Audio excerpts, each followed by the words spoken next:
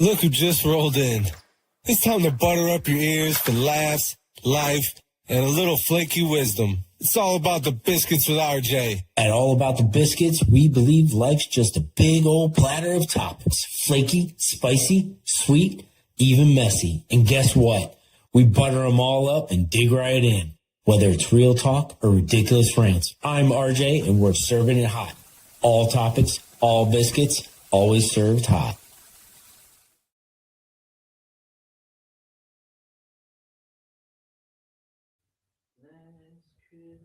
I gave you my heart. The very next day, you took it away. This year. Oh, sorry. All right. Sorry about that. Sorry that you had to hear me sing a little Georgie Michael. Yeah, I love that song. All right. You heard it, but I don't regret it. So, welcome back for another edition of All About the Biscuits. That's right, with RJ, this guy. So, I'm taking it a little tone down, which is okay. So, remember, one take, that's all. If you don't like it, it's okay. We do one with no edits. That's the way we like it. And remember, follow, subscribe, or reach out. It's okay. We're on YouTube, Spotify, and we'd like to hear from you. But we also would like you to listen. So let's get right into it. This episode, Those Old Xmas Stories. Who likes Christmas stories? I know I do. We're going to talk about Icebreaker, Ghost Pond, and maybe a little bit of, oh, did I do that? Of a Whitney Houston. That's right. That's right. That's right. Of course, we got to talk about Whitney Houston, and we will get to the why. So this past week, we had two gentlemen that I met came to the house, take care of things. They were just doing some electrical inspection. And I was wearing foundation shirt, sweatshirt, foundation. Oh, let me get that right. Oh. Let's go backwards. Okay. I was wearing a foundation hoodie and a foundation hat. That's right. It was kind of cold out. And we're sitting there talking, and the one gentleman goes, wait for it. Oh, it's good to know that you have a job working on house foundations. And I looked at the other guy, and I'm like, wait, what? And I was like, I don't work on house foundations. And the other kid, who's, I think, 6 years younger than this guy, he looks at me and goes, no. And the guy looked at him like, wait, what? No, I run a nonprofit with a couple other folks and volunteers. And I thought in my head, that's awesome. But I don't work on houses with foundations. For sure. I don't even want to. Used to have a crawl space, not going there. But yeah, I was like, okay, that's a new one. All right, let's check that off. And, it's okay. It's okay. I'll get it. Where it says foundation. So, oh well. Moving on. All right. You want me to get a little fancy dancing pantses? Yeah, so I can get a little excited. It's a little early. Wearing the red. So it's Christmas time. So let's talk about these Christmas stories. All right. I love going back to my childhood because Christmas is slightly different these years. Who says that? These years. Christmas has changed so much since the 80s, even the late 70s. So I learned to ice skate. My dad took me when I was 4 or 5 years old for the first time. Midwaskin. Did I say that right? Wait, Mindawaskin. Who cares? Mindawaskin Park, which is in front of City Hall, used to freeze over like a champ in New Jersey. So we would go ice skating. So my dad's driving me in the old 1982 baby blue Mercury. Loved it. Bench seats, awesome. Inside and out, baby blue. Big old doors and everything. So we get the Mindawaska. Okay, we get to the pond. You get the idea. So I'm like, ooh, new time. And this is the crazy thing. I remember all of it. So we're putting on the ice skates. Man, I'm like, okay. Yeah, I'm a little kid, 4 or 5 years old, getting excited. I say more or 5. But we get out on the ice. I'm like, okay. And remember, I've had like messed up legs anyways. So we're getting on the ice. I was like, yeah, I'm going. Crack. Oh no. I broke my leg. That's right. First time ice skating as a kid, I broke my leg. Son of a gun. So my dad comes, picks me up, and my dad was a veterinarian. So, they still had to learn human anatomy and all that good shit too. So he picks me up, brings me to the car, and he sees that my leg is broken. And back then, talk about healthcare now. Back then, healthcare was kind of expensive, out of pocket. We didn't have a lot of money with a family of 4 at the time. And so my dad, like survival mode, opens the glove box, grabs a magazine, of all things, magazine. I don't remember which one it was, and rolls it around my leg and then tears his shirt and ties around it as a splint. Who would have thunk it? So then he rushes down to the animal hospital, takes an x-ray. That's right. Where he would do the dogs and cats and whatever else. Takes an x-ray, does the little film thing back then in the dark room. And then we go to the doctor for me to get a cast. How crazy is that? Because I guess it was so expensive for x-rays. But here's the thing. My dad was in survival mode, grabbed the magazine and wrapped it around as a splint. I was like, as a kid, I was like, my dad is cool. Holy crap. So that is all about the icebreaker. But side note, does everybody remember back then we used to have the basket of magazines next to the toilet? Think about that. The magazines next to the toilet. And if you were lucky to have a friend whose dad had Playboy, they were always snuck underneath. And when guests would come over, it would always be in the cabinet in the back under the sink. Man. And then remember Cheryl Teague in the Sears catalogs? You guys know what I'm talking about. That's right. So that's the story about icebreaker. Breaking my leg on the ice, and Dad swung into action, survival mode, and took care of his son. That was my first real memory of my dad being a superhero. Now we're going to slowly move on to Ghost Pond.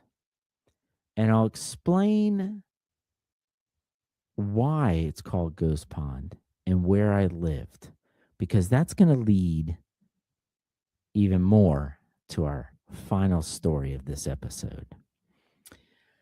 So Ghost Pond used to be across the street from my house. Another pond, it would ice over like a champ. And right next to it was this huge hill where we would tubing, sledding. There'd be kids ice skating. It was phenomenal growing up across the street from Ghost Pond. And sadly to say, you can't do it anymore. You can't ice skate on it. You can't sled. You can't even Mindawaska. I can't even say even the pond in town. You can't skate on them anymore. Like what in the hell is that?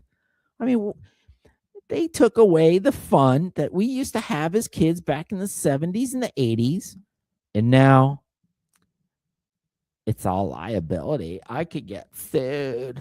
Oh, come on. It's Christmas. It's the holiday season. Let's let people enjoy it. So Ghost Pond across the street used to be this huge hill, and we used to get snow in Jersey all the time, every year. And we just sled those old sleds with I don't know what the hell it was, iron, or even just the the cylinders. We just sit on those, and man, you go down that damn freaking hill and right over Ghost Pond, and you'd be like, "Can I make it to the other side?" Woo! That's right. That's right. But now you can't, because Ghost Pond is in a cemetery. And now you can't use it because of liability, and you'd have to dodge all um the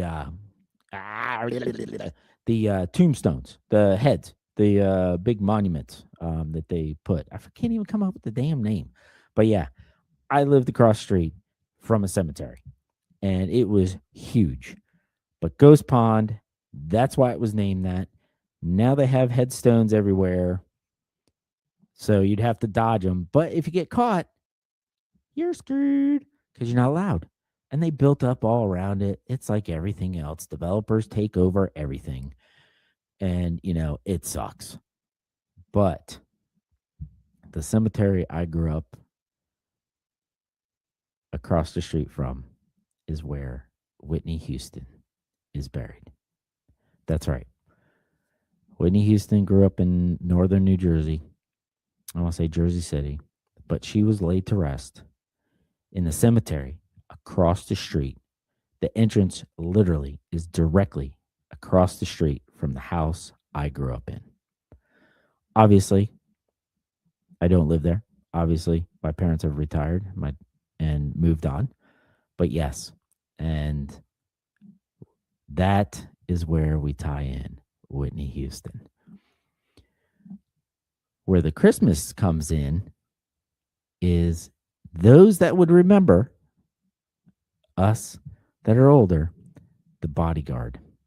No, it's not specifically about Christmas, but there are a lot of festive, holiday, season type scenes. So I'm going to go with it's a good holiday movie.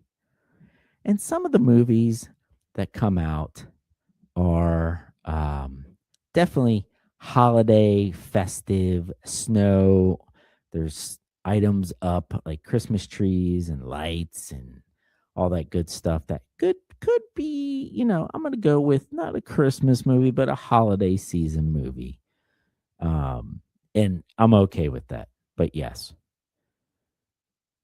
bless her soul, rest in peace, Whitney Houston. But I grew up in the house across the street from the cemetery where she was laid to rest. And I remember seeing all the pictures of everyone standing when they were taking her to her burial site. And yeah, that's where Whitney Houston fits in. And The Bodyguard. I mean, talk about like movies. We got all the famous movies like Home Alone, Rudolph, Charlie Brown. But yeah, there's so many holiday movies that I could say, but I'll just say it this way. Let's see if I can get this right. Is it a Christmas movie? And yes, I am reading it because I wrote it down and I want to make sure that I express it the right way. So here it goes. Is it a Christmas movie? If it's December, snow hits the screen. We've got cheerful news. It's Christmas, we mean. Lethal Weapon, family, chaos, hearts growing wild. One cop's over it and one cop's not. Holiday ride. Home Alone left a kid with traps and a plan. Turns burglars into pancakes. Christmas, my man. Gremlins broke rules. Bells rang. Lights went wrong. They sang carols first, so they belong. Elf made syrup acceptable. Joy, loud and proud, yelled Santa in public like we all would right now. Rudolph got teased, then lit up the night. Turns out being different can guide the sleigh right. Charlie Brown had a tree, tiny but true. One jazz piano later, Christmas grew.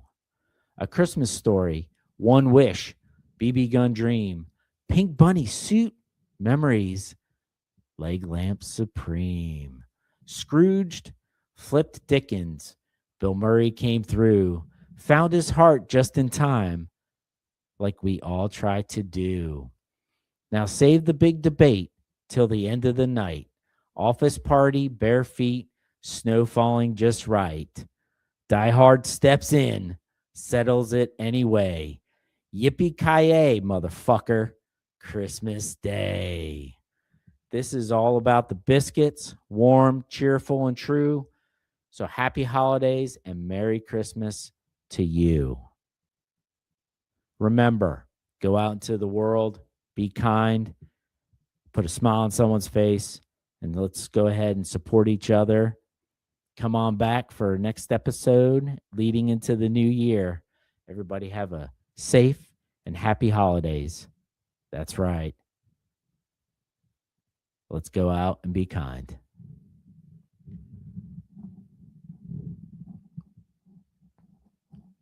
Christmas, Christmas, Christmas time. I'm looking for a Christmas time. And recording, here we go. I found the button, now it's time to go. Thanks for pulling up a chair with us at All About the Biscuits. Remember, life's messy, flaky, and sometimes sweet, but we're in it together. Don't forget to subscribe, follow, leave a review, and pass the plate to a friend. See you next time.